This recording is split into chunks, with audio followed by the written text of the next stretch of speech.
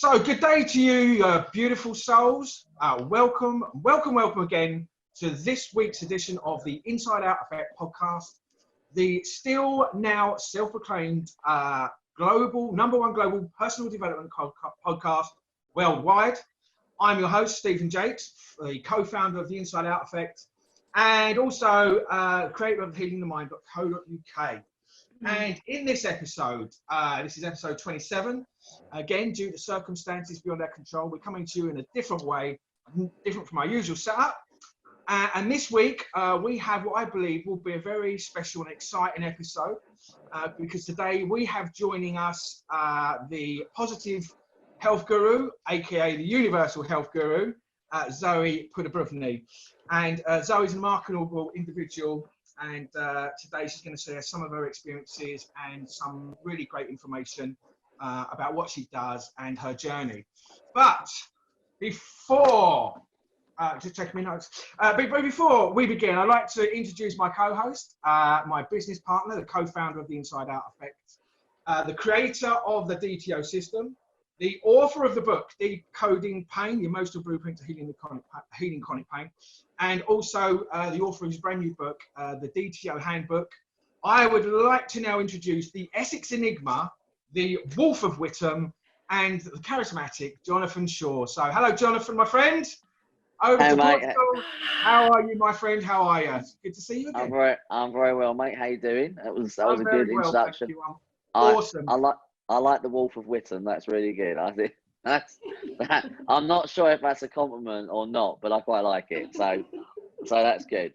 Although people might now have the wrong idea of me, but that's okay. That's fine. I'm okay with that. We've all got the wrong idea of you, mate, but never mind. So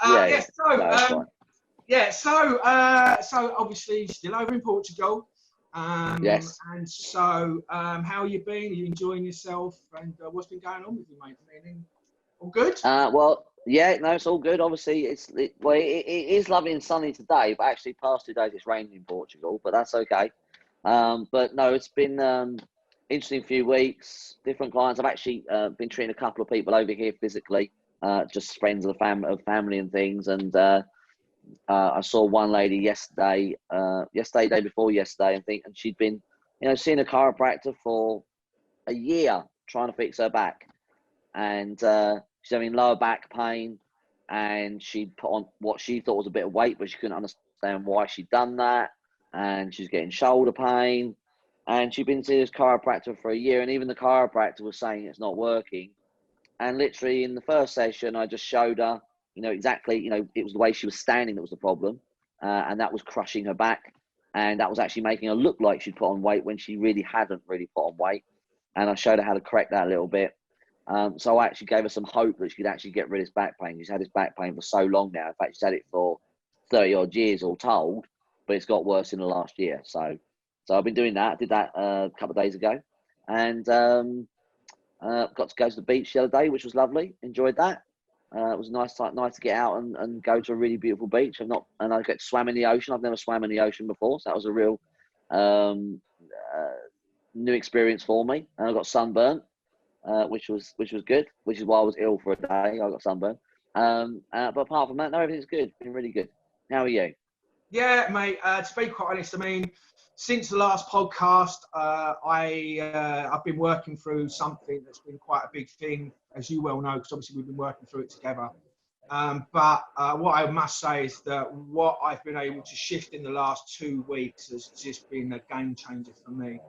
I mean, I struggled for a couple of weeks, and it goes back to something from my past, and so I've been working through that, working with you with it, switching it off.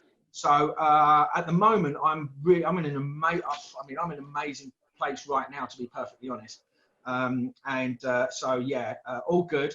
I've been obviously been working with clients, just clearing up some blocks from people gaining or ascertaining the things that they want so they can progress going forward in life. Because it's not only the stuff from the past that causes us problems, it's the things that we want moving forward. And so, when we are moving forward or we have goals or aspirations, it's our sabotage that kicks in that stops us taking action or makes us feel we can't have it. So I've been clearing a lot of that with a few clients. I've also had a couple of horrendous experiences with individuals, you know, that come to me. One in particular was a young girl who went through a really bad time with losing a child, and so I'm sort of working through that with her now. I haven't got rid of it completely, but made massive progress, because this girl was in a really bad way, and I've been able to really help this person in just a couple of sessions. So overall, it's been a really positive couple of weeks. I've written the new jingle for the introduction for the podcast, which I haven't told you about. So that's the first you're going to hear about this. So yeah, so I've written a new jingle. Oh, fantastic! Yeah. So, oh, wow! I've got a new jingle to introduce our beginning of I've also, I don't know if I announced, but I did a lovely meditation track for people to listen to, which is going to be part of a program which we're putting together. So I've also been working on this brand new program that we're putting together called DTO Evolution. And DTO Evolution is going to be a 6-month program where we take somebody from being where they are, which is, you know, being stuck, trapped, whatever. We're going to take them right the way through to 6 months, like a mentoring program. I have had help from Zoe from this, because Zoe's done, which we'll talk about in a little while, but Zoe's done a lot of coursework with some big names, Bob Proctor to do with one of them. And so she's been able to give me a bit of guidance in how to put together the format, and obviously with my own experiences, and I've been able to put it together so it really flows along nicely. So I'm sort of about a third of the way through that, got the content and stuff to write. So that's been my main focus. And and so I've just been working through this thing that's come up for me, but I'm obviously in a really, really great place. And so a bit disappointed. I'm not going to see my son for about a year. Fingers crossed that will change, but I don't think it's going to happen. But so I'm in a really good place. Someone reached out to me at the weekend, which put a big smile on my face, and that was really, really great. So other than that, everything's really good, mate. I'm in a really great place. Really, really great place. Good. Excellent. So, fantastic. Yeah. So also learning some new stuff as well. I mean, obviously, the more I do this with individuals, the more I'm learning, and so my skill set's getting bigger and better as well. So it's all great. So yeah, so that's been about it for me, really. All positive, all good, and very, very constructive. So with that, I suppose we should move on and let us introduce our special guest, the positive health guru, aka the universal health guru, Zoe Peddubriwny. So hello, Zoe. Hello, Stephen. Hello, Jonathan. Thank you for joining us, and welcome to the podcast. Thank you. 27th episode. Now, Zoe, just so you don't know, Zoe is an elite, I like to call her an elite personal trainer. She's a dietary specialist. Zoe, would you like to tell us a little bit about yourself and what you're currently working on right now? I am going to do that. First, let me start by saying how extremely grateful I am that you've both invited me on the podcast today. I'm just a little bit annoyed. It's podcast 27 and I wasn't there a little bit earlier. Oh, well. I don't feel loved here. I'm not getting love. And I just need to apologise because my little dog keeps snoring. So if you can hear it in the background, it's not me, it's my dog. Are you sure? It's not you having a quick nap between? No, it's not me. So my name is Zoe Peddubriwny. Good try, Steve. I was going to say, he didn't quite get that, did he? So my surname in English, we would say Peddubriwny or Peddubriwny. It's from Ukraine, it originates. My grandfather was from Ukraine, so that's where the name comes from. But so it's quite funny actually, because Stephen's calling me the positive health guru, and I'm like, it's the universal health guru. So that name only actually come about for me since I've started having the DTR, and I started on my journey with Stephen and you guys. So I've been in the health and fitness industry for 24 years. I'm almost 39, and I started off like as a lifeguard when I was 16, then I progressed into the gym, then I became a personal trainer. Over the years, it's my huge passion. It's what I've loved. I've loved fitness since I was a little girl, and it was just a natural progression for me, you know, sharing health and fitness with people, you know, improving people's lives, you know, because health is such an important thing to us. So 24 years in, and massive changes for me when my dog stops snoring. So big changes for me with what I've been doing through the journey, which we're going to talk about in a little while. But yes, so health and fitness industry, 24 years. I'm also a Pilates instructor, a yoga teacher. I'm a nutritionist. I'm a postural exercise specialist. So I've got a zillion qualifications under my belt. But they would all be pretty meaningless now if I hadn't started having these sessions, is all I'm going to say. Okay. So yeah, so that's, so yeah, so for your job right now is kind of, if you were in a negative frame of mind, you'd kind of feel stuck right now, not be able to move forwards, because obviously everything that's going on. But obviously you don't seem in that frame of mind. You seem in a very positive frame of mind, very upbeat, and you're very like, I'm moving forwards and I'm going to keep going and it's going to, you know, it's going to be fine. Yeah. Great. And I'm guessing, if I'm wrong, a lot of that's down to Steve. Yes. Great. So before we get into that, before we get into like your journey, like what's happened over the last, was it 9 months you've worked with Steve now? 9 months, that's it, yeah. Okay, so before we get into that,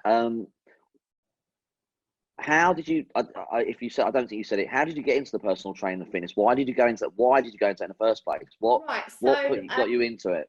When I was younger, I just loved, it was like my little place. And I've realised now, as you know, we start to talk about the detail a little bit later in this podcast, that I've realised very recently that for me, health and fitness, it was almost like an escape. It was my happy place. I didn't have the most happy childhood. Lots of stuff going on all around me, you know, people, places, things, you know, it wasn't the greatest environment for me to grow up in, a very nurturing environment. Therefore, I found something that I excelled in. I loved it. When I was moving my body, I literally felt a sense of freedom. I didn't feel trapped. I didn't feel stuck. I was happy. So I just loved to exercise. I pretty much started exercising at about the age of 7. That was, you know, after school sports, gymnastics. I had a scholarship at ballet school when I was about 10 for a couple of years, and then I gave up on that. And the reason I actually got into personal training was because when I was a child, I absolutely loved swimming. Over the road from where I lived, there was a leisure centre. And as soon as I was old enough to be allowed to cross the road by myself, I literally went over to the pool every day. And I'd go there every day and just swim. And I went there so often that they actually used to let me in for free. The lifeguards would sneak me in through the turnstiles. I didn't even have to pay to go in. So I was like, oh, it's little Zoe, let her in. And I used to go every day. So when I was leaving school, I literally was like, I need to work here, because I knew all the personal trainers, the gym instructors, the aerobics teachers. And to me, in that environment, health and fitness, everybody just seemed happy. Everybody was there, you know, trying to achieve better health, working off their stress, whatever they were doing. Everybody that was there, I never saw anyone in that environment that was unhappy to be there.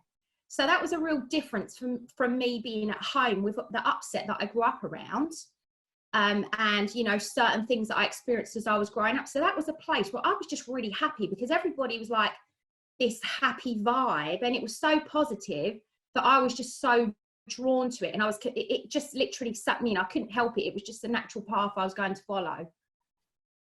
Yeah, I just want to add, I think, and I don't want to put a damper on it, but I mean, this is some of the things that we see, and I don't want to say that doing fitness and health isn't a bad thing, but we do get caught up sometimes to use it as an avoidance technique, I think, a little bit. When stuff isn't working for us, or we're in a bad place, or our life isn't working for us, we get told that, oh, by doing exercise it heals and cures stuff.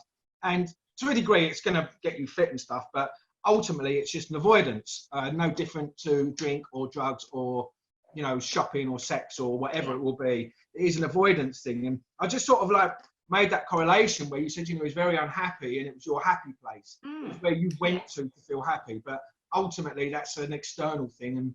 And you know, as we will reveal later on, again, I'm not trying to, you know, put a dampener on it, but if you're doing that, you should be in a happy place to do that, not using it as an excuse to be happy. And I think a lot of people fall into that trap. I mean, I'm not saying it's a bad thing, because obviously, you know, I'm not telling people not to do it, but realistically, you want to get yourself into that happy place first. It's an avoidance technique. And if you're always in that place, you'll always be there and you'll always have to do that thing. But it's the intention for what you're doing is generally incorrect it to be to a certain extent. So I just wanted to add that in because I see that a lot. A lot with a lot of people, and I fell into that trap. I think we all fall into that trap. I think at some point or other. Yeah, we all do at some point, but that's kind of what I was going to say to you, Zoe, is that from the outside, a lot of people, you know, apart from your childhood that you said was unhappy, from everything you've just said and the way your energy is and being in that industry for a long time, they would think you probably got your life quite sorted and made. And you seem like, you know, you've obviously done courses, you've trained, so you're a go-getter, you're obviously intelligent, you've been doing it a long time, so you must be successful at it. So people from the outside are going to look at that and go, well, what problems does she have? You know, you're beautiful, you're slim, you're toned, you've got a great smile, so you're intelligent, you've got all these things going for you. Yeah. But you've got all these things going for you. So someone on the outside is going to say, well, why would you need to see someone like Stephen? Why would you need help? Or why would you try to do all these courses to get help if you are this successful already and you are, you know, this good in your life? Why did you actually need to see Steve in the first place? Yeah. So I'm gonna. Shall I go back to how I kind of came to being introduced to Stephen in the first place? Right. Sorry, I was just a little bit unclear because I'm a chat box. No, that's right. If that's where it starts, then if it starts where you met him. If I jump back to what you just said though, so for me, I'm happy, I'm smiling, I seem like I'm full of energy. You know, I'm like this because I've been on a journey with Stephen now for 9 months doing the DTO. I have been, since I was a little girl, one of those people, if something went wrong in my life or I experienced something that was negative, you know, I was taught myself, however we look at this, you know, how you'll explain how this works later, whether it be through other people's influence or how I chose to deal with things myself due to the programming that was, you know, given to me. I literally, if something was negative and it was unhappy, it was sad, and it gave me any form of a negative emotion, I just learnt to bury it, get up, dust myself off, start again. I'm really strong, I can do it, I'm motivated, yeah, I'm on it, you know, and I kept going and going and going. But my whole life, I literally have buried it, and I bury it so well that everybody else looks at me and go, oh, she's always smiling no matter what goes on. And there's actually a lot of sadness behind my smile. Well, there was, but there isn't anymore, but there was a lot. And half of it, I didn't even know it was there. Well, most of it, I didn't even know it was there because I became so used to smiling and being so positive and being in that motivated, energetic, positive environment that others found to be positive, that I believed my own lie, that I was happy and I was motivated and I was positive. I actually believed it for so many years. And now I know it was like literally a mere illusion for me, basically. Yeah.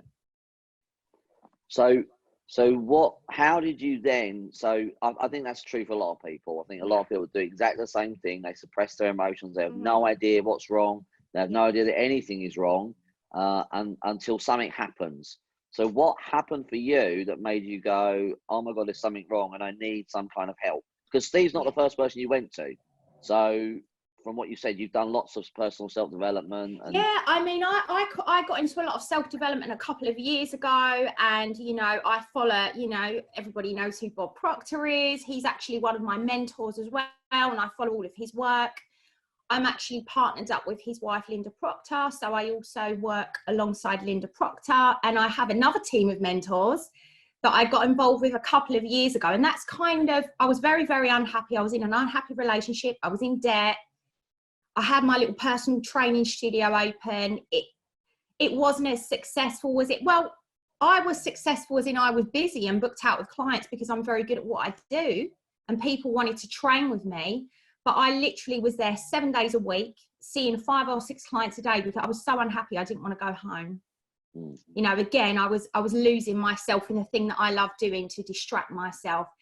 And although I was introduced to all these amazing people and mentors and these powerful self-development programs, what was happening is I couldn't kind of literally tap into how they was working because I had a lot of stuff running inside of me that I didn't know was there.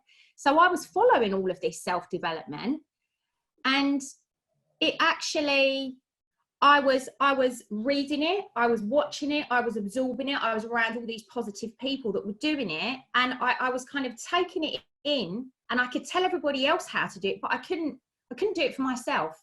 It was almost like I was blocked from performing these steps that people say you take to create this life that you truly desire. So I'm like, right, I'm going to do this because I've always been chasing something my whole life, or should I say running away from my reality. But I thought, yeah, I'm going to get that and it's going to make me happy. But I now know I was running away from me and being unhappy, being sad and all of that stuff.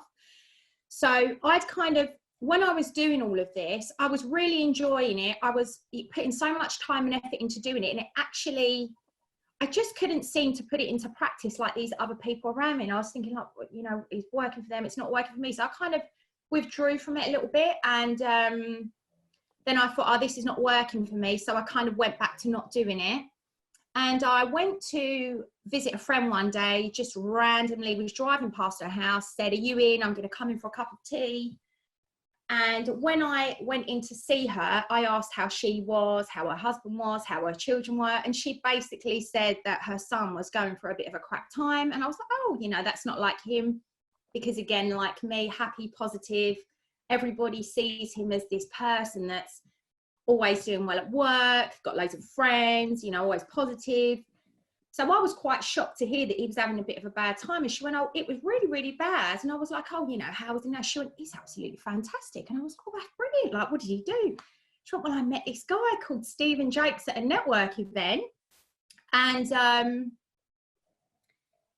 he went along for a session. I'm not sure exactly what he did, but whatever he did, it worked. And it was literally just like magic. He came home and everything had changed. He'd gone from being down there to up there.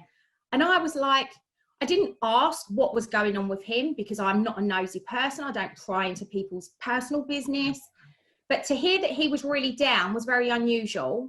And then to hear that he'd made this real, you know, complete 360 turn around to being really positive and happy again, and even being better than he ever was before, I was like, oh, this sounds really good. I want a bit of this because remember, I don't realise, but I'm searching for happiness. I'm searching for that little fairy tale that I thought existed when I was a little girl, and I still hadn't found it. So I was like, I want a bit of this. He's happy. I want some of that. I want to be happy.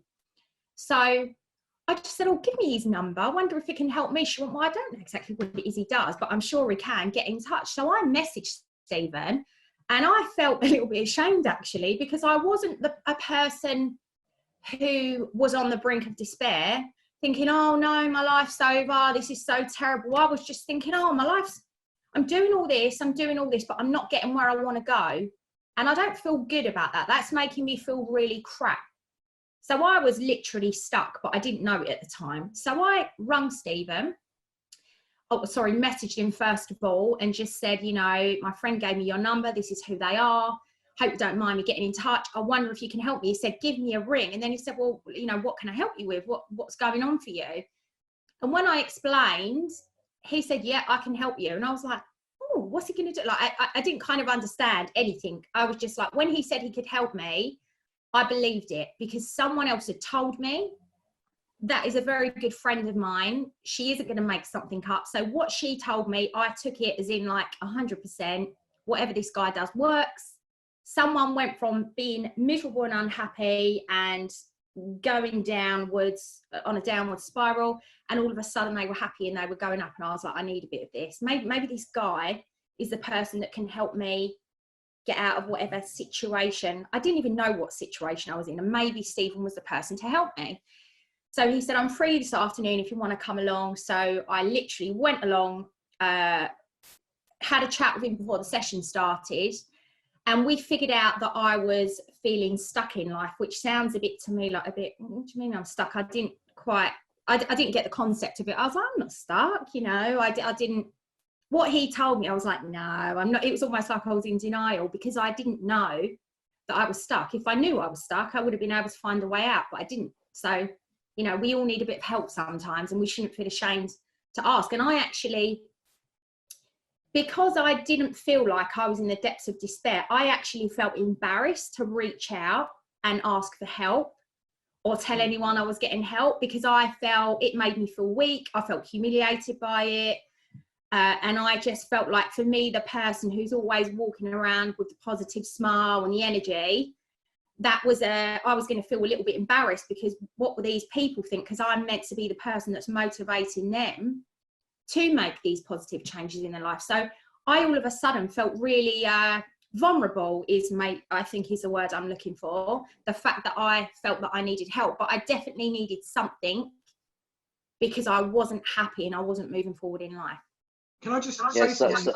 Hang on, John, can I just say, because I mean, also, Zoe, in the first session that we did, obviously I do around about 2 to 2.5 hours about how the brain develops and how it works and how we store our problems and store all of our information.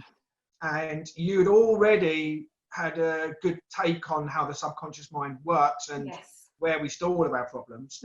And so just elaborate a little bit more on your experience of that and how that sort of resonated with you, during that process. Because I point out quite a lot of things in them first few hours, which is really uncomfortable for a lot of people, because most people think they've got a take on their life, and only to realise that actually, when I've shown them that, they're like, my God, So what's your just elaborate on that for me a little bit, or tell the people watching a little bit. Okay, so in the first session, so when I came along, Stephen obviously asked me a bit about myself. Then he told me his background, like how and why he got into doing this, and why this was his passion, and why he was helping people, which straight away I was like, I like this guy. Like for me, Stephen's intention, and yours as well, Jonathan, is you do what you do to add value to other people's lives and help them, and that's a really wonderful thing. So, and this is a really special thing. I'm just going to say it to everybody who's watching, this is something that everybody should, even if people think, oh, I'm all right, everybody should try this. Even if you just try it once, you've got to try it, because, it's really changed my life. So when I came along and Stephen said, right, I'm going to talk to you about how the brain works and how we store stuff. So we've obviously got our conscious, our thinking mind, and our subconscious mind, which is our emotional mind, if I'm correct, right? Yeah. So I'd been studying a lot about the subconscious mind anyway, because that's quite prominent in self-development, how we store negative thoughts, blocks, self-limiting beliefs and stuff like that. So because I've been in the fitness industry, I have always been aware mental health, the state of your mental health is very important, as opposed to just physical health. So for me, it's all about physical, mental and spiritual health, like on a holistic level. Everything needs to be in balance. And a lot of people will come along to you, both of you guys, and when you give the talk about the brain, it could feel quite intense to some people. And maybe even, I remember you saying to me, because you wasn't quite sure of the knowledge that I had on that before I met you, I told you a bit about my background, but not that much. So I remember Stephen saying, look, this thing that I'm going to talk about now, it's going to take me about 55 minutes. Stick with me. You may get bored at some points and your mind may wander. You might just think about things, hear a noise, but please concentrate. And even if you get lost, just come back to it, because it's all going to make sense, like how this process works.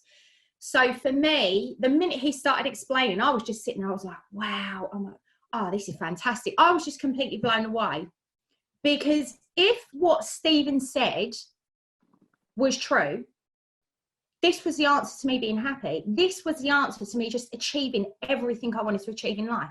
Everything that I've been searching for. It's like you guys have just got the key. You put it in, you open the door, voila, everybody's got a new happy life. Yeah, if they stick with this program. It's not a quick fix. It's a program of transformation, which is why I'm so glad you guys are going to be doing, a 6-month program, because this is something that you need to commit to. And I'm big in this. You must commit to, we have one life, we have one body. My body, for me, I have this body from the day I'm born until the day I die. And literally, I do everything I can physically to look after it, exercise, nutritious food. I don't smoke, I don't drink, I don't take drugs. So I look after myself. And the thought that we can look after our mind like this, that's the rest of the puzzle. That's what we need to do. Because like Stephen said earlier, he touched on It's not just about going to the gym, getting fit. Yeah, it makes you look a bit slimmer, you look a bit better, but your what's it Emotional called? health. Emotional health. Sorry, that's it. Your emotional health is so important, because this is the key to sticking with everything. You know, like when people quit exercise and stuff, it's not because they have obesity in their genes and it's genetic. I've never believed in all that stuff, even before I was introduced to this. It's more often than not, they've got emotional stuff going on, so they can't commit to creating those changes in their life, whatever they be, because they've got stuff going on, stuff stored away. So finding out about the brain on that day, sorry, I'm quite excited to be on here today. So I'm going a little bit back and forth. You carry on. I've been waiting for 27 podcasts to get on, that's why. Better be on next week. No, I'm joking. No, so for me, so when I started hearing, for somebody who has been in self-development, so I urge whoever is out here, I'm going to be sharing this on my social media, anybody that's into self-development, you know, you understand the correlation between the conscious and the subconscious mind, and how the body is a manifestation of the mind, how disease and illness, you know, stems from, you know, emotional health triggers and blocks, self-limiting beliefs, and that manifests in disease and illness in your body.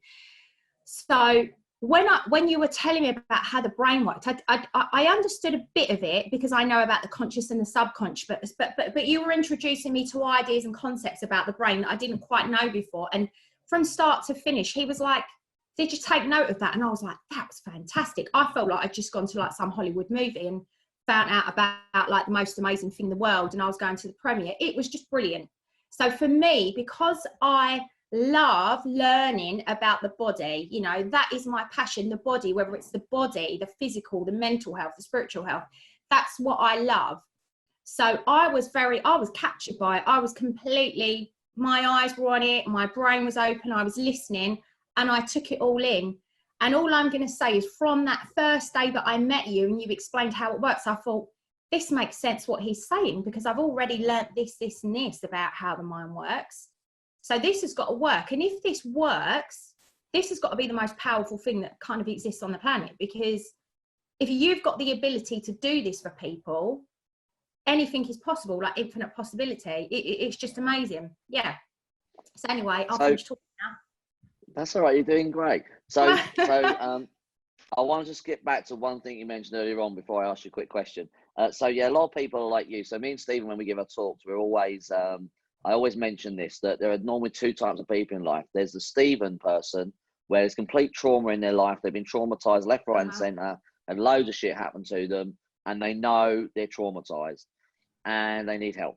And there's people like you and me who have a good life. We haven't had lots of trauma in our life. I didn't have lots of trauma, and we almost feel ashamed and embarrassed that we sometimes needed help, that we had these issues, because we didn't really have any reason to have issues. So there's normally two people, and it's always good for people who really didn't have that many issues, or life was quite good, to actually say, well, actually, no, you still need it. Even though everything's good, you still do need it. So that's really good. But the other thing is, you mentioned that you've done a lot of personal development. Steve told you all this stuff about the brain, you understood it. But what was your reaction when he said to you could actually switch stuff off? When he said, I can switch it off, what was your reaction? I've got to be honest. The minute I met Stephen, he's got a huge personality. He's got great energy. So I was very drawn to Stephen. So whatever Stephen was saying, I was going to go with what he was saying. I wasn't going to distrust him and think he was making stuff up, as we say, making things up. Everything that he said, I believe to be true, because before I even rung Stephen, I wanted what he was saying to be true, because I wanted help. And I didn't know, I had all this stuff that's come out now that we've cleared. I didn't even know this stuff affected me anymore. I never even dreamed it would be affecting my life. Or, I'll be 39 next month. I didn't even dream that it would still be affecting my life. And for me, sorry, Jonathan. So even though you'd learned that the unconscious mind stores all these things, you still didn't realise that your past traumas were affecting your life? No, I kind of thought, I've got over them, as we all do, because most of us were delusional. pretty much everybody is pretty No, we are. deluded. Yes, Well, can I Yeah. just say, John, can I just say, Yeah. I just want to point this out. You've got to remember, time is a great healer. Oh yeah, that's right. Yes, I forgot that one. Sorry Yeah, about yeah, that, yeah, but I yeah. do really need to laugh. No, Remember- time remember- isn't a healer. No, and remember That this. plaster over your wound just gets more and more sticky and more stuck to you, and it's just stuck there. And Yeah, it and never moves. but also remember this, is if you don't think about it, then you've dealt with your problem. It's gone. If I don't think about it and forget about it, then Yeah, definitely. If when someone says something bad happens to you, you go, oh, and burst into tears or get really angry, like you appear to be angry, you think that it's gone, but it's not gone. It's not. I now understand that. No. Yeah. So when when but- Stephen had basically said like how this works and what it could do, I was like, I wanted to believe him because I wanted this to work, because I didn't know what I was looking for. I now know what I was looking for. I wanted to be happy because I haven't been happy my whole life. I'm happy now, but I just thought if this works, I was going to believe him and I was just going to give it a try, you know. And I'm a very honest person. If it didn't work, I would not be here today, and I wouldn't have made all these changes in my life as well. So I believed it was going to work, but at the same time, I was like, oh my God, like seriously, I thought it was like all my birthdays and Christmases in one. I was like, if this is going to work, oh my God, it's going to work. If it works, this is amazing. I actually couldn't believe that someone had the ability to do this. I couldn't believe it, you know, because I've been doing all this self-development and I was following all these systems that were put in place, and even though they were great and I was feeling better, something would happen and it would knock me back, and then that stuff that I'd learned, it wasn't working for me. And I now know it's because of my self-limiting beliefs and blocks that I had, which were sabotaging what I was trying to do. You know, self-development is brilliant and it introduces so many positive things into your life. You know, some people have never had a positive way of thinking. They've never been taught a positive way to live. And this can go on like from a really early age. So when you delve into positive development, it's actually introduces you to things that are actually really, really good for you and can be fantastic. But the key is getting rid of these things that are blocking us, because whatever you do, it's not actually going to work otherwise. It's not going to work. I think the other thing as well is what most people don't realise is that ultimately people spend thousands and thousands and thousands of pounds going from course to watching YouTube, doing all of this stuff. Guilty as charged. And so, but what generally happens is that they buy into the dream. And then as they start doing it and moving on, all of a sudden the sabotage will kick in. And I don't care what anybody says. If you set out on a specific journey, whatever it is, whether it's a relationship, whether it's a course, whether it's anything in your life, whether it's going to the gym, how many people this year said at the beginning of the year they were going to change their life and they're going to sign up to the gym? And I'm literally just going to give you a fact here that's proven. 2% of people that have an annual gym membership actually use the gym. Yeah. And they've always got the intention of going. They never cancel it, but they never go. 2% of people. Yeah, exactly. And that's because the sabotage kicks in, because actually it's not the thing that they think that's going to make them happy isn't. It's the sabotage that kicks in. Now, if you remove that sabotage or the things that the underlying problems from our past and our beliefs, then all of a sudden you now start going to the gym and you're doing it without even thinking about it. Now, I can say that personally, because this year, for the first time for a long time, I started regularly going to the gym with my friend. Unfortunately, that's all shut down because of whatever. But regardless of the fact is that I would sabotage the hell out of that. And I always had an excuse and a reason not to do it. And there was always something more important to do. But the key element here is, doesn't matter what courses that we get sold or what dreams we get given, or you could have this and this could be your life. And I see so many of these inspirational speakers and talkers and all these, these life development gurus that in theory, what their programs will actually achieve the goal that you're looking for.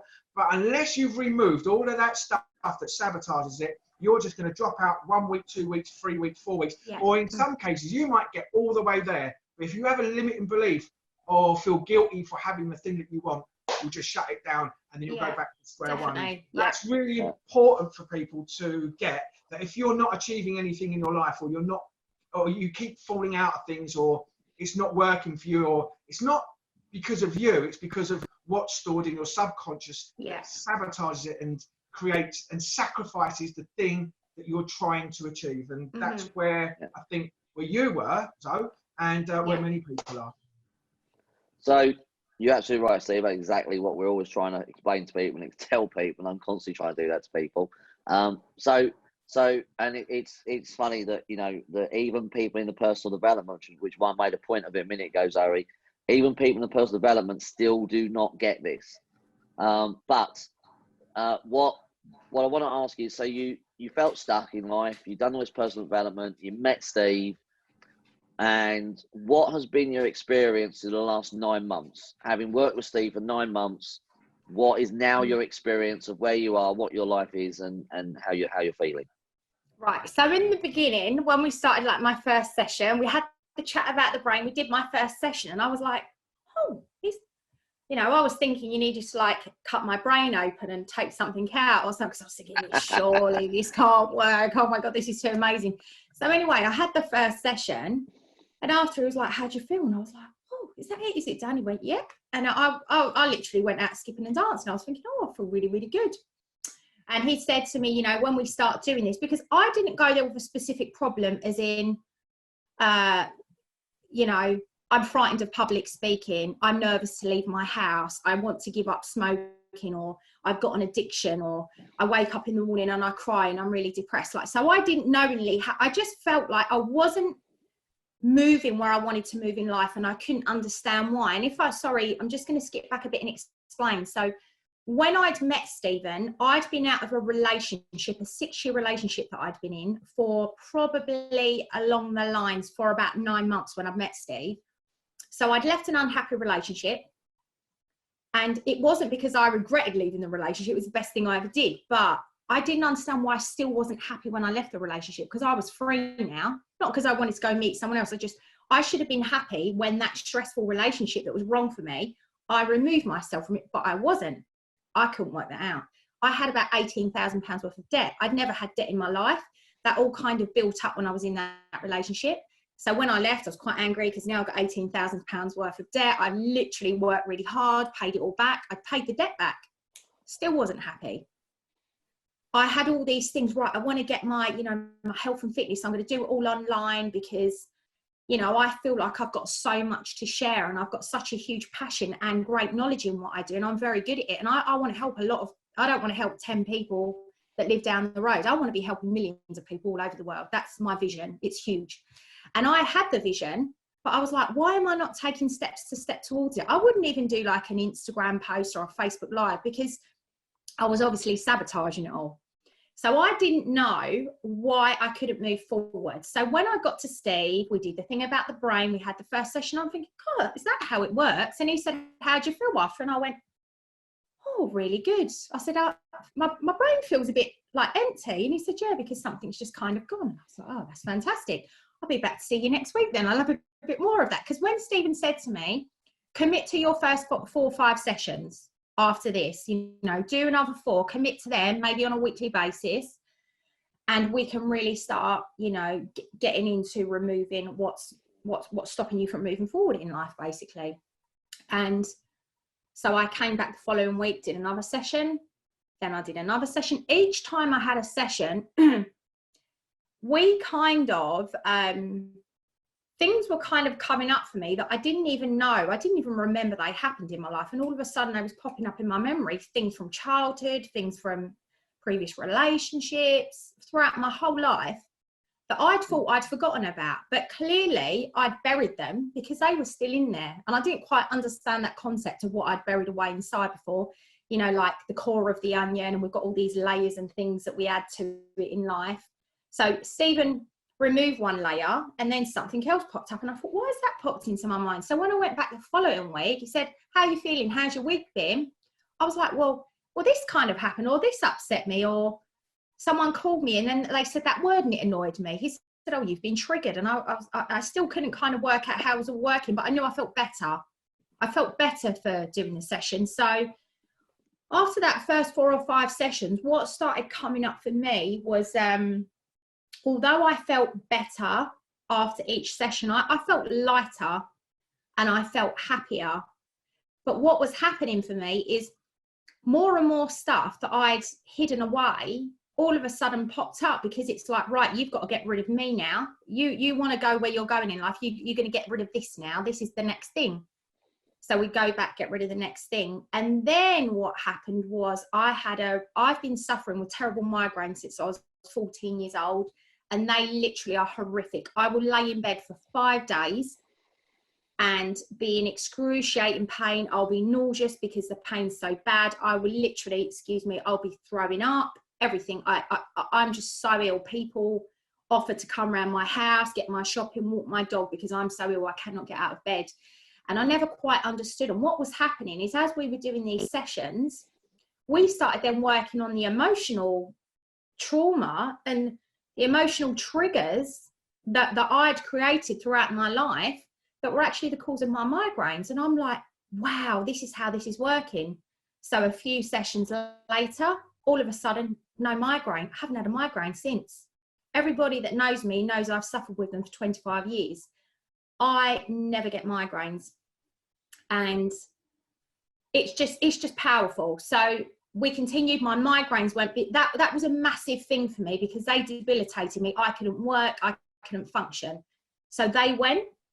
I slowly started thinking about who was around me, like, is that person positive? And I wasn't thinking, oh, I don't want to talk to that friend anymore, I don't want to be around that person, but I just naturally started caring more about the environment that I was in.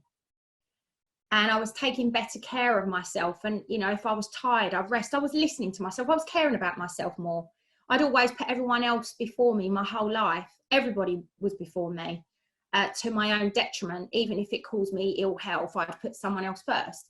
And all of a sudden, I started wanting to do things for me, and I learned to say no to people. All of a sudden, I was like, oh my God, I said no to someone. I can never say no to anybody. Yeah, I was just about to say, so, because like during the process we work and through what we do is and I say this a lot, is we make things okay that aren't okay. And once I exposed that to you, if that's the right word, you then realised in that instant that's what you were doing, and that's what was causing all of your problems. Yeah. The other thing as well, which I just wanted to bring up, was you used to get lots of earaches, and we got rid of those as well. Mm-hmm. Yeah, I did. I literally, every time I'd go out and it's cold, I'd get an earache in my left ear. Every time I walk my dog, I go, oh, I've got an earache, and I'd have to go home.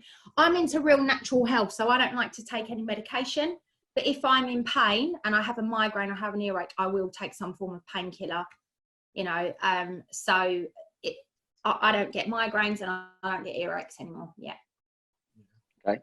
So quite a bit has changed. Yeah. Your physical symptoms have gone, which is fantastic, because a lot of people. So a minute ago you said you didn't think anything was wrong, but you've got these physical symptoms. You obviously didn't see that as something being wrong. That was baffles me. I was a walking, talking disaster, and I never even knew it. No, it's people say, I'm okay, and they've got all these physical symptoms going on because they just normalise it and make it okay. I'm like, how is that okay if you've got migraines? Well, the great thing was for me, it was like I'd always been told, my mum said, yeah, I get migraines, your nan gets migraines. Now, I'm not a believer in things being hereditary. Some people get angry with me when I say that. You know, Pete, a lot of my clients that come and see me, when they say, well, I've got this, but it runs in the family, I'm like, oh, hold on a minute, let's have a chat about that. And they can get a little bit annoyed about it when you're honest with them. But I actually, because I've been told since I was 14 that the migraine was hereditary, I actually believed that the migraines were hereditary, even though I didn't believe anything else was. Yeah, I mean, that's the one thing that I've learned, is that one thing I've learned since doing this, and obviously with Jonathan's guidance, is that all physical symptoms with illnesses are caused from your mind. And once I've learned that, I mean, I've said this in other podcasts, I mean, your migraines, your earaches, I mean, just if you actually go to earache, last week you was meant to be on the podcast and you had a really bad earache, and when I phoned you up and said to you, right, you ready to do the podcast, you're like, oh God, you're virtually in tears. I was literally crying in pain because something emotional came up for me. My dad passed away a couple of years ago, and something triggered me. I don't know whether it was listening to a song, I don't know what, seeing his picture, something happened, And I just rang Steve and went, oh, what have I got my dad? I can't stop crying. He went, okay, we need to switch that off for you. And I'm like, okay, yeah. And then my ear started hurting. So I was meant to be on the podcast last week, but I was in really bad pain because I had something emotional going on. Yeah, and what I was going to say is it actually only took about 45 minutes to take you from being an excruciating earache to literally it gone. Yeah. And so most people would have gone to the doctors for that and got some sort of whatever to get rid of it. But actually, I'll give you a laugh here. I've actually got a friend, a really good friend of mine. He's a lovely guy, and he's actually a doctor. And I was getting this earache, and it's like a stabbing pain right down inside my ear. It's really horrible. In my left, it's always in my left ear. And I remember about I think it was even before I met you, and I remember saying to him, when I went to see him for an appointment, I just said, can you take a look in my ear with your little light ear thingamajiggy, because I've got something going on with my ear. And I thought I had maybe some sort of ear infection. And I've never had like a blocked ear, where people have the build up in there and they have to get the syringed out and stuff. I was thinking, oh, is something weird going on with my ear? I'd never had anything like that before. And he said, oh, it's eczema in your ear. And when he shone his light in there and said, right, just down inside, there was all inflamed, flaky skin. And he said, it's eczema in your ears. And I always get it like, deep behind my ears, in my eyebrows as well. So, yeah, I suffer quite badly with it. And it gets really painful when it's in the ears. Yeah. So, yeah. But I now know that's not actually what it is. That's right. You now know. That's clever geniuses. That's the problem. Doctor diagnose the symptom, not the cause of the problem. So, and that's what they do constantly, diagnose a symptom. So you then go away and you have another reason why you're in pain. Mm-hmm. And so you were diagnosed with it being hereditary for your migraines. The ears were eczema, which you can't do anything about. And now you're stuck as a victim and you can't solve it. And that's what I see all the time with people with physical symptoms. It's just complete nonsense, but people they don't know it. But apart from that, now you've done all this clearing. It's been 9 months. Your physical symptoms have changed. Where are you now emotionally and in your mindset compared to where you were and what you want to do and move forwards? So for me now, this is the happiest I've ever been in my life, right? The happiest. I've realised now that I'm almost 39, for the last 39 years, I haven't been happy. I've never been truly happy. I told myself I was, and other people gave me the impression I was because they told me I was happy, because I had to be, because I was always smiling and getting on with life. I wasn't happy. I am happy, really, like unbelievably happy. Like I can't thank you guys enough. Like this stuff is genius, and I will be eternally grateful that I got onto this program with you and I started doing this. And also I'm really proud of myself to committing to it, because this is what this needs if you're really going to make a change. So for me now, I'm the happiest I've ever been. And every time we do a session, I'm addicted to sessions, by the way. It's a really good addiction to have, though, because I just get buzzing, because I think when something comes up, I think, right, get rid of that. When I get rid of that, I'm going to be literally, we laughed about this the other day, unstoppable. I'm just going to, whatever I want in life, I'm going to go achieve it, because I believe I can do it now. I believe I can go get that fairy tale, that happy, whatever it is I want to achieve in life. I now know, getting rid of all this stuff, it allows me to move closer to my goal each time we clear something, each time we have a session. So every time I have a session now, I've been through the getting rid of the migraines. I've been through the things that come up that were maybe upsetting, that I forgot even happened in my life. All of that stuff has passed now. And it's almost like I flow in a session. It is so easy for me to do it. And every time I leave, I'm happier every day. I couldn't possibly believe that I could be happier than I feel today. But I know when we do the next session, I'll wake up the next morning, I'll go, oh my God, I'm even happier. It's shocking, because I didn't know how I feel inside.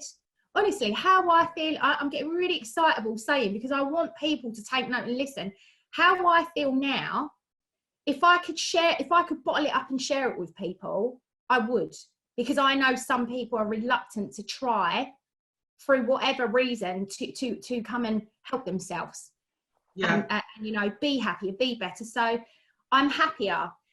I literally went from So just before I met Stephen, when I come out of that long-term relationship, I was feeling really crap. I had my personal training studio open and I was working like a dog around the clock. And, you know, I worked so hard that I didn't even have time to exercise myself because I had the business, I had to keep it running because I needed money, I needed to survive, I needed to pay my bills and all this stuff. So I kept going and going and going. I was running myself into the ground. I had no energy.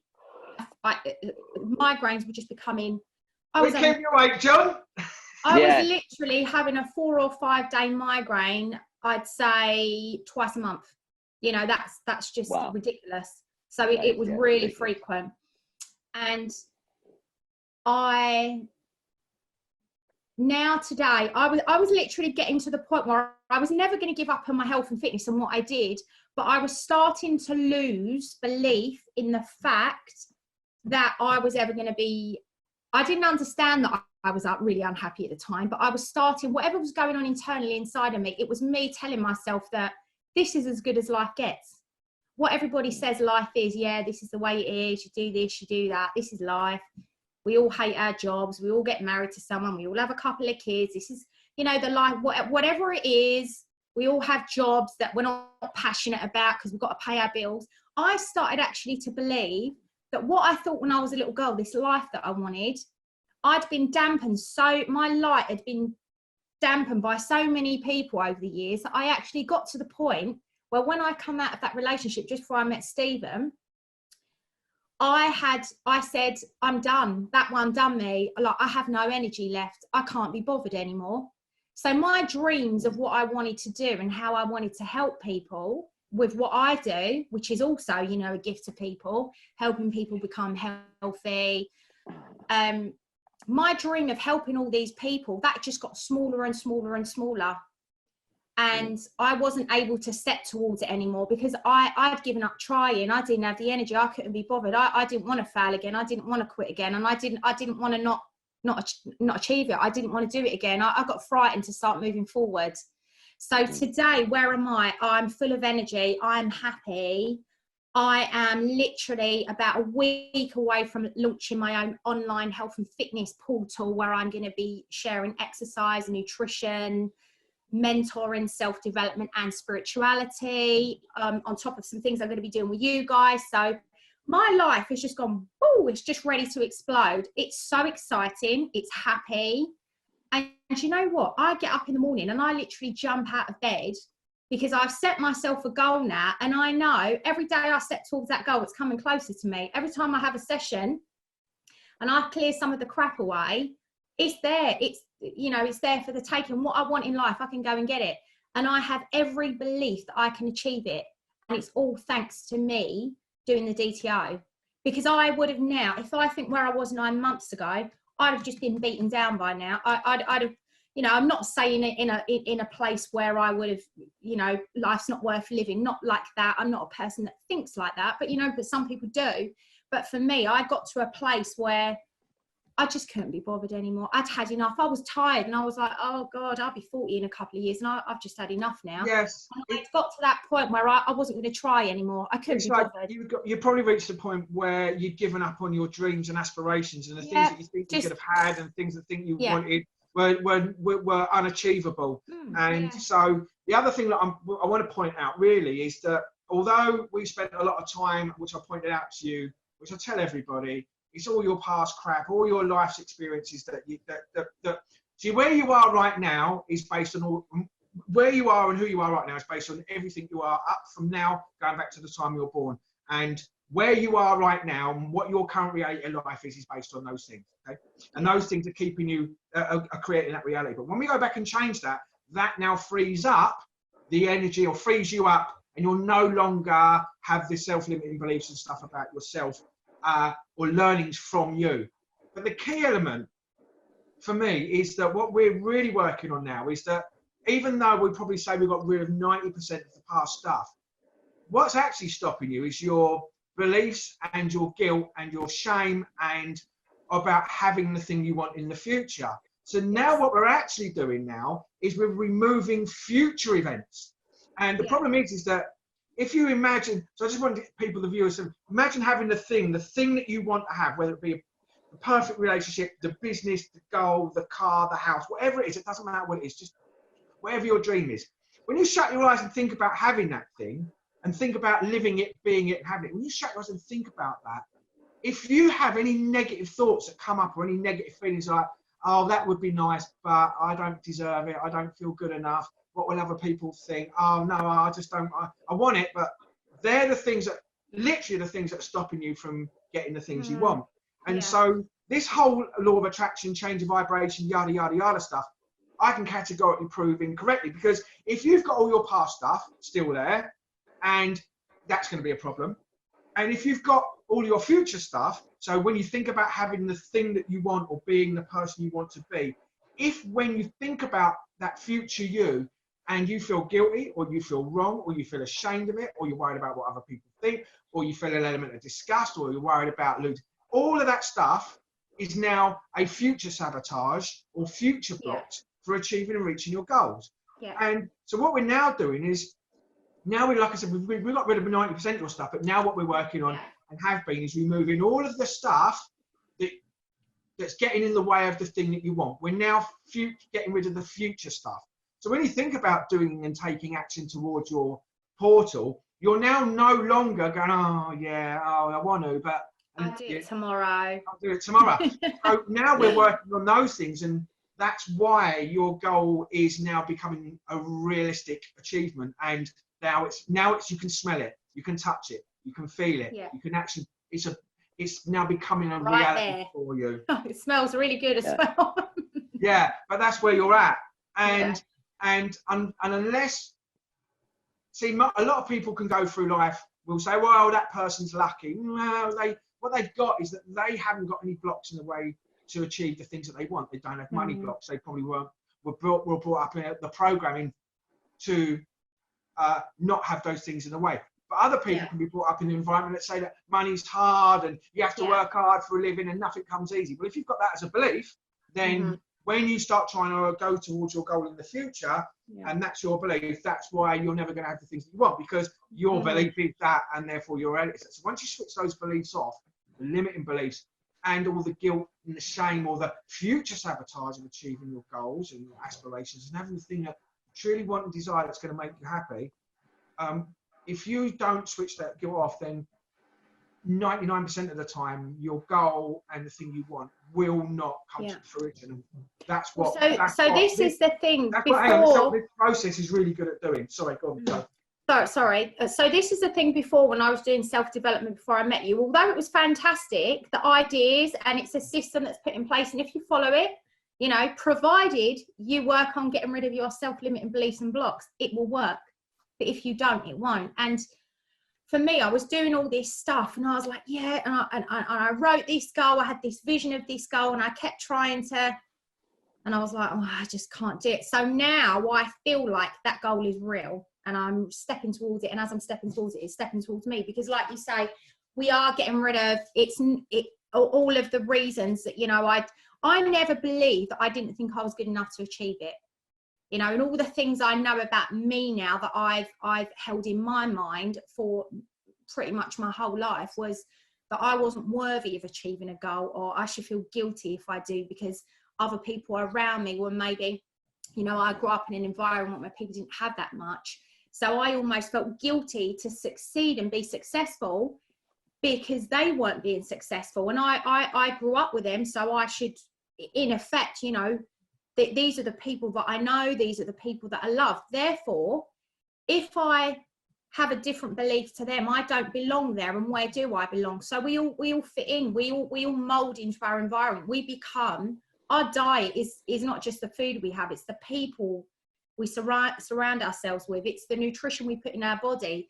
It's our exercise. It's the books we read. It's everything to do with us. It's our environment. So I grew up in an environment where, you know, not many people did achieve much, but we were told it's where we're from. You don't often get a chance in life and blah, blah, blah. But I always had a dream. I was one of those people that always wanted to do it, but constantly got told, no, but that don't happen to us. So why can't you just be content, you know, sitting watching EastEnders every Tuesday night, you know, and not, I always get told, and so many people in my life today, I'm fortunate, I've got a lot of amazing people around me that really nurture and encourage me and want to see me succeed. But I've also still got a load of people that go, Zoe, what is it you're searching for? Because, you know, we're just happy with the life that we live, but why is it you want more? Why do you have to be the online health and fitness person that helps all these people? Why can't you just go work in a local gym? Because my vision is to help people. Why don't you go and marry the local plumber, Zoe? What was that? What was it? You need a... I've been told that I should just settle down. What are you searching for in life? And, you know, a lot of people see me as being... I'm like the oddball. I'm the odd one out because I'm the one that's always believed, which is why when I met you guys and I was like, oh my God, if this works, that thing that I want, that's coming. It's going to happen. Because everybody told me that I was barking up the wrong tree, that I was thinking about something that didn't exist. It didn't exist. Just because it didn't exist in their minds and they hadn't created this picture or this goal of this, they told me that it shouldn't exist for me. And I spent so many years, although I didn't want to believe them, I said, no, I can do it, I can do it. The truth is, all of that crap went into my subconscious mind. So although I'm saying, yeah, I can do it, I can achieve it on a conscious level when I'm speaking it, deep down inside of me, I'm not good enough. I can't achieve a goal because other people around me maybe haven't achieved something that they dreamed of. So I then feel guilty because they won't be my friend anymore and I won't fit in with them. So much stuff attached to it that I have literally been on, you know, the transformation program that you guys are creating. I've literally been on like that amount of sessions that you're going to provide in that now. And this is where I am today. So I just, you know, urge people to make a commitment. This thing is not a quick fix. Although it helped me, every session that I did, I felt better and better and life became better. I've literally taken what I'd call a, excuse me, a quantum leap now. I've gone from there and I've just gone boom over there. And I now know every time I have a session, I don't take a little leap, I take a massive leap. And that's because I made a commitment to me, to healing me. You know, and when you guys told me this was going to work, I listened to you. You know, I had faith and I believed what you said and I trusted in that. And because I believed in what you guys said and how this works, and I believed in myself enough to want to help myself and achieve these goals, that's why I'm here today. And that's why I'm getting these results I'm getting and why I'm so happy and why nothing is now going to get in my way in life. It's just not going to happen because I won't let it. That's fantastic. I'm so looking forward to seeing your business taking off and moving forward. That'll be fantastic. And that's why me and Steve do this. We you know, we've done it for ourselves, done it for other people, and we want everyone to move forwards and be successful and be happy in life. And the sad case is there's so many people out there like you were, unhappy, miserable, but think they're okay, suffering in pain, not moving forward, feeling stuck. Most of the population. Most of the population is. As it was about 98%, only 2% of the population really succeed in life or something like that, or whatever 2%. It is.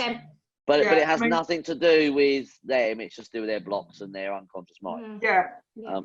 Absolutely. But the other thing as well is that I think it's, for me, and this is where I tend to struggle a little bit with the general population, is Zoe's very much like me. And I see a lot, when over the time that I've helped Zoe, I see a lot of similarities, and that's in the mindset. And what it is that Zoe's willing to invest in herself, regardless of the cost. So outside of the investment that she's put into me, which actually, you know, it in the scheme of things is not a massive, huge amount of investment. But she's also invested in other courses and programs as well. And Zoe's willing to invest in herself.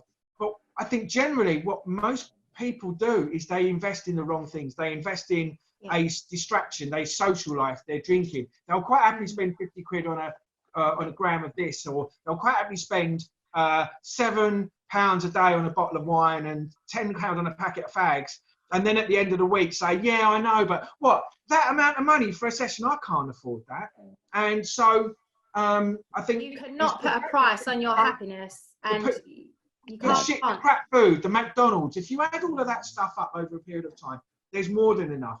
But the thing is I just see that people aren't willing to invest in themselves. They'll always make an excuse not to invest in themselves, or they haven't got enough money. Well, actually, that is just a myth. And it's whether you prioritise those things above your own personal development, your dreams, your wishes, your aspirations, your goals, your well-being, your health, or whatever. And I think the problem we've got is that society has flipped it, that consumerism is the answer, and it isn't. Happiness does not exist. How you show up in a relationship, it doesn't exist outside of you. It absolutely 100% exists inside of you. Yeah. And that's the biggest problem that we've got, because someone would rather go and have a drink, go down the pub, go and blah, blah, blah. That's outside of them. Go to the gym, whatever. Yeah. But actually, if you're willing to invest in yourself, and even for a short period of time to sacrifice that life and then concentrate on you, to actually focus on you and sort yourself out, when you go back into integrating into the world again, then all of a sudden your social life and your life is 10 times better. And I know that from my experience. Yeah. You're a much better person. Everything works for you. You're happier, you attract better people in your life. And so I just think we've got it back to front. But the difference with you, Zoe, and is that you've been dedicated to do that. And that's why I think, I'm so grateful that I've been able to help you with that. I see that in myself. And I've been doing this now for a while. I don't want to take it away from me, but that's what I see in you. And my successes that I've had is because of a similar mindset and a similar drive to what you've got. And so all credit to you for being determined and wanting to be the best person of you, and actually realising what it is you want in your life, and not making excuses for not having it. Blaming the bloke you're with because you're not happy, or the job that you've got, it's always external. And actually, if we take our power back and we to ourselves about that, then look where you are. That's the end result. Yeah, I'm just going to add one thing. If people, so many people grumble about investing money in themselves. If, like, for example, I drink a supplement every day, it's like £3 for a powder sachet that I add to my water. I don't try and sell that to my friends, but if my friend goes, oh, what's that? Oh, can you get, well, that's nice. How does that work for you? Do you want to get me some? I tell them the price, and they'll kind of say, oh, that's a lot of money. It's the same price as a coffee in Costa Coffee. Then we've got health, and then we've got poison. What do you want to put in your body?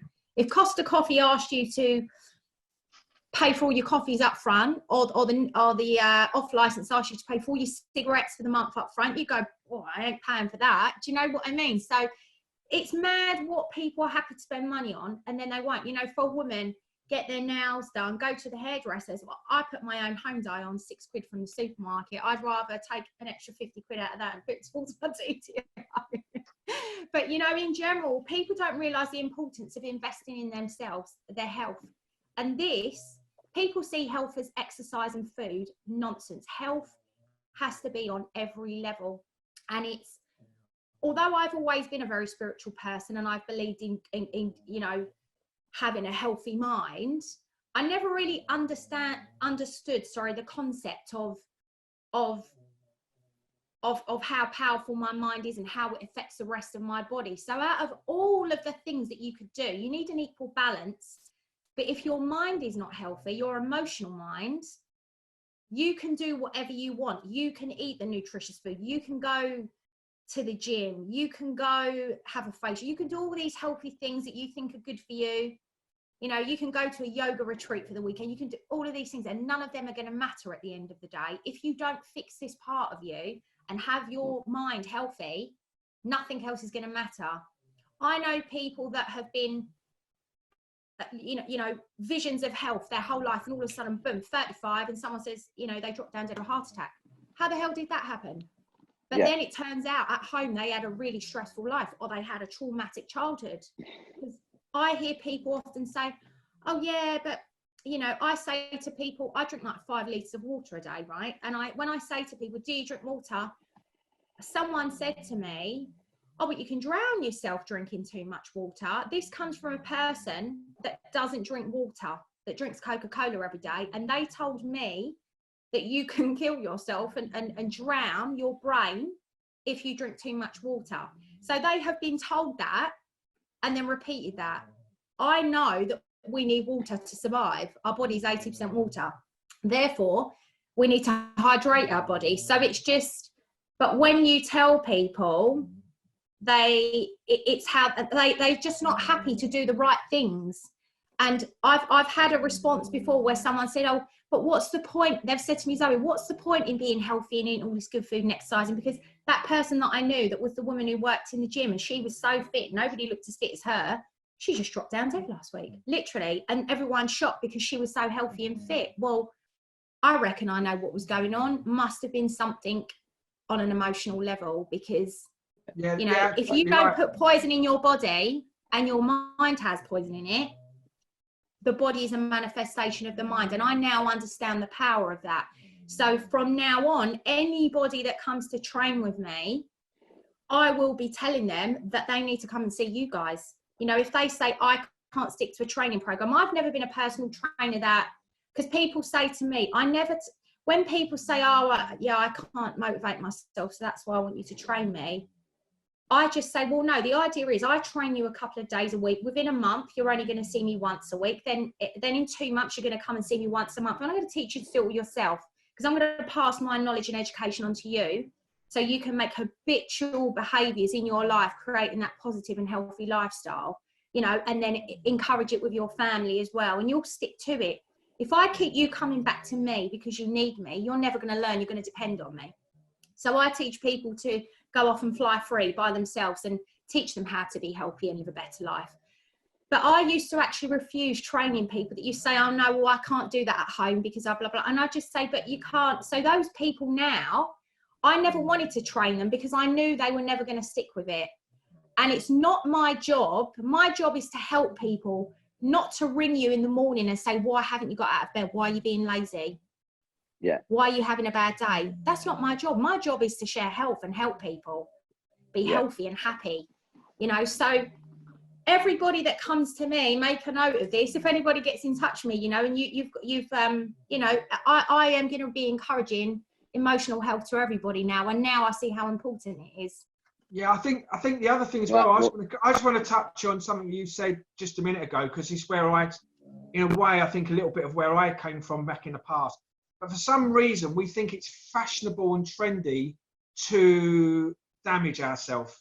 So it's funny and it's fashionable to go and pour as much drink down as we can, take photographs of our drink. Look at me, look at my addiction. Oh, look at, for some reason, we find we get some sort of credibility, or it's fashionable, or it's some sort of achievement that we literally destroy ourselves. We destroy ourselves with our habits, our social life, and we actually wrap it up and disguise it as, but it's having a good time. And when you actually think about it and break it down, I'm all for having a good time.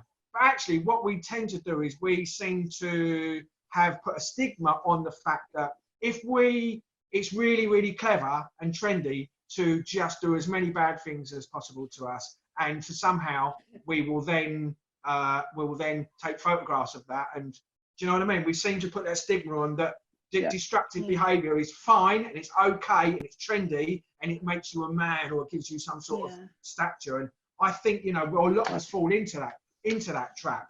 A lot of us, and I see it around with a lot of people. And once we move out of that. Once we move out of that and realise that, that's when we can start taking a forward step as well. Because I don't think we ever stop and actually look at our behaviours. What we do is we just make things okay that aren't okay. And I say this all the time. And generally, it's because you probably have had experiences that make you have a lack of self-worth or self-belief that you're not good enough. And actually, in fact, you're feeling so crap that you want to move away from it. So let's all get together. Let's drink. Let's go out drinking. And so. That's all I was going to say really is that it's just that we tend to have stigmatized and think it's really fashionable to do all the things that really aren't good for us at all, whether it's drink, drugs. I mean, look, at the price of a night out these days, someone could come and have a DTO session. They could, that's right. Right, so we're going to have to wrap up there, guys, because we've been talking for quite a while now. So thank you, Zoe, for coming on. That's fantastic. Before you go, just if you could say one more thing to anyone viewing out of what you've learned in the past 9 months work with Stephen, if you could say one thing to people watching, what would it be?